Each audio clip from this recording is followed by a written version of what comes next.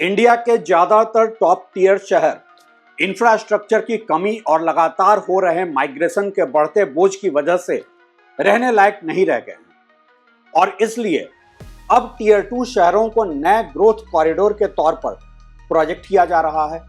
खासकर वो शहर जो मेट्रो शहरों के 100-200 किलोमीटर के दायरे में हैं। देश भर में टियर 2 शहरों को लेकर एक फैंटेसी तो बनाया गया है, लेकिन क्या कोई ऐसा टियर 2 शहर है जिसे टियर 1 शहर की जगह पोजीशन किया जा सके?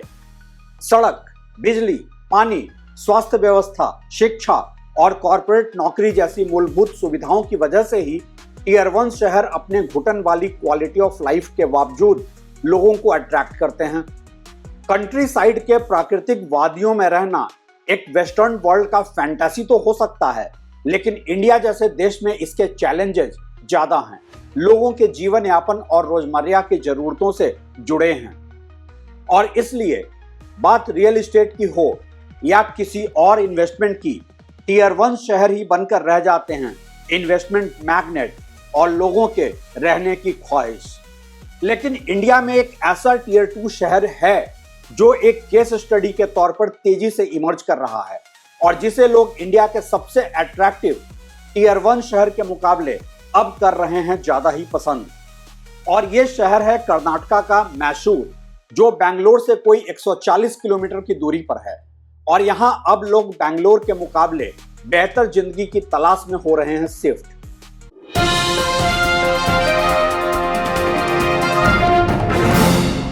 नमस्कार, आप देख रहे हैं ट्रैक टू रियलिटी और मेरा नाम है रवि सिन्हा।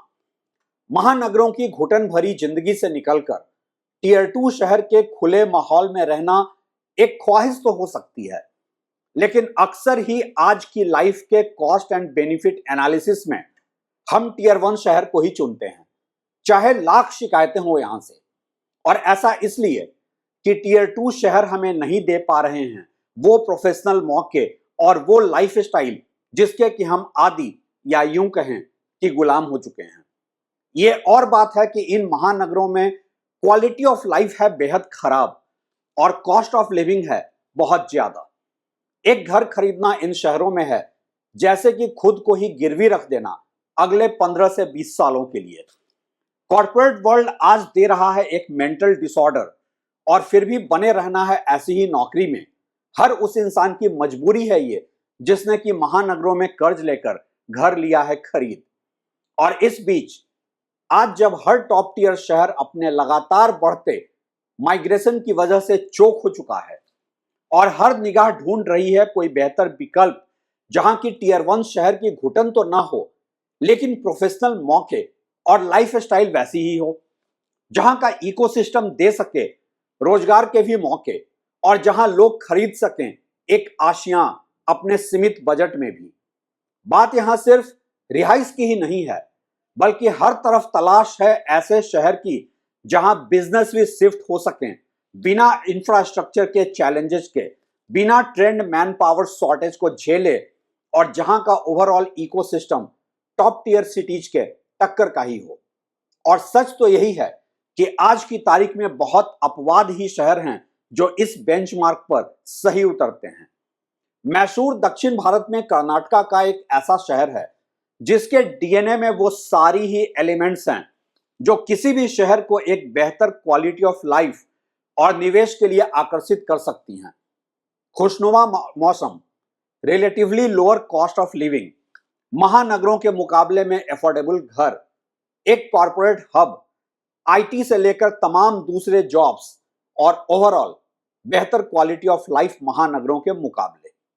मैसूर का पड़ोस के बेंगलोर या किसी और भी शहर के मुकाबले एक और एडवांटेज है और वो है बेटर इंफ्रास्ट्रक्चर और ट्रैफिक व्यवस्था, जहां की आप बेंगलोर की तरह घंटों सड़क पर ट्रैफिक जाम में फंसे नहीं रहते हैं।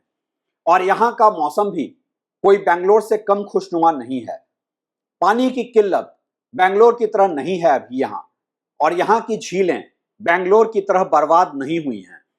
बेंगलोर के मुकाबले मैसूर का कॉस्ट ऑफ लिविंग कोई 20 से 25% तक कम है और यही वजह है कि आज मैसूर इमर्ज कर रहा है इंडिया के सबसे बेहतरीन टियर 2 सिटी के तौर पर। कभी रिटायर्ड लोगों के लिए पेंशनर्स पैराडाइज कहा जाने वाला मैसूर आज एक ऐसा टीयर 2 शहर है जिसके सामने बेंगलोर टीयर 1 नहीं, टीयर 3 शहर नजर आता है कई मायनों में। 2023 में बेंगलोर मैसूर एक्सप्रेसवे ओपन होने के बाद से ही इन्वेस्टर्स, बिल्डर्स और आम घर खरीदार लगातार मैसूर की तरफ रुख कर रहे हैं और मैसूर एयरपोर्ट का एक्सपेंशन भी मैसूर में माइग्रेशन और इन्वेस्टमेंट को बढ़ाने का एक ड्राइविंग फोर्स बनने जा रहा है।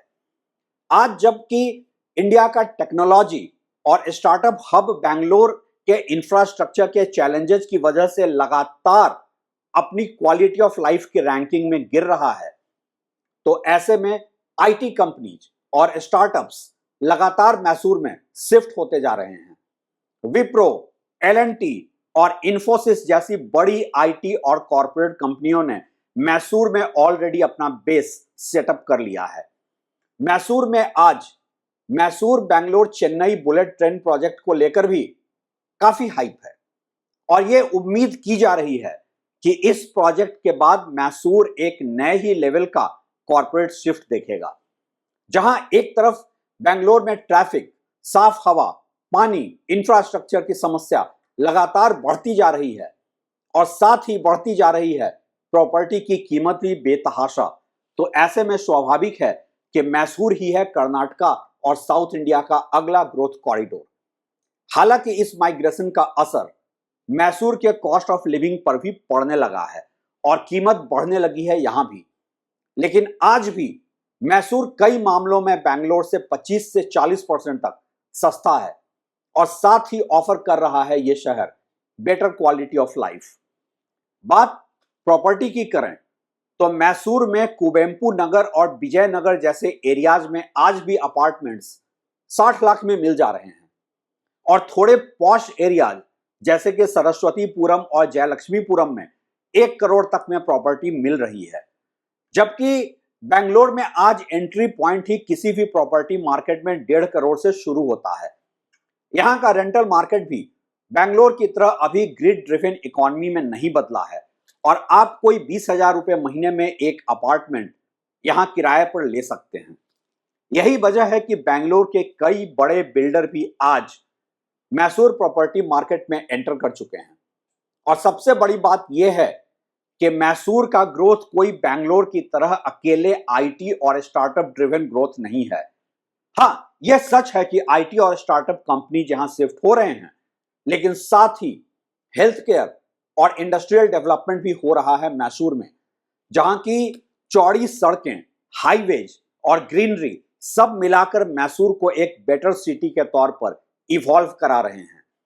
मैसूर बहुत सारे बेंगलोर प्रोफेशनल्स के लिए जो वहां प्रॉपर्टी खरीदना अफोर्ड नहीं कर सकते हैं, एक सैटेलाइट सिटी के तौर पर भी देखा जा रहा है।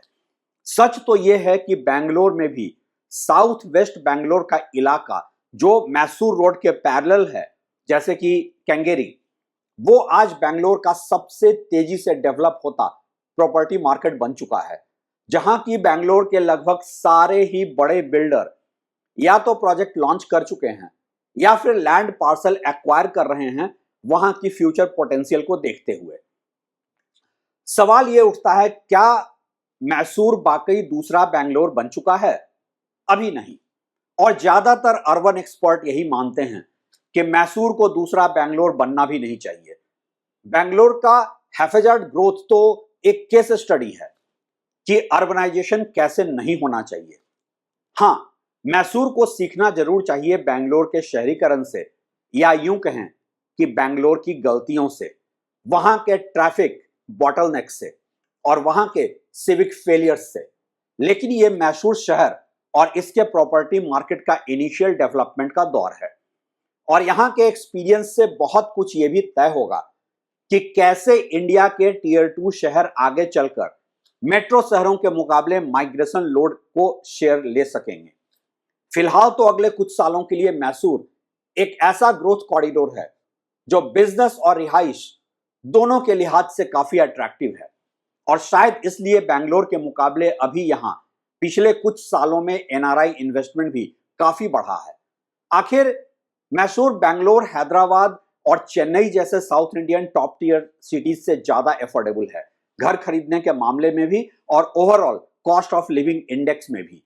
और हां, यहां की जो हिस्टोरिकल हेरिटेज है उस पर चार चांद लगाता है यहां का कम प्रदूषण और ट्रैफिक, ज्यादा ग्रीनरी और दूसरे प्राकृतिक संसाधन जो अभी रियल एस्टेट के लालच की भेंट नहीं चढ़े हैं। कितने दिन बची रहेगी मैसूर की ये प्राकृतिक खूबसूरती और शहर का सुकून रियल एस्टेट के बढ़ते फुटप्रिंट से, यह देखना भी काफी दिलचस्प भी होगा। लेकिन इतना तो कहा ही जा सकता है कि मैसूर टीयर 2 शहर होकर भी कई मामलों में टीयर 1 शहरों से बेहतर है आज। क्या आप कभी गए हैं मैसूर?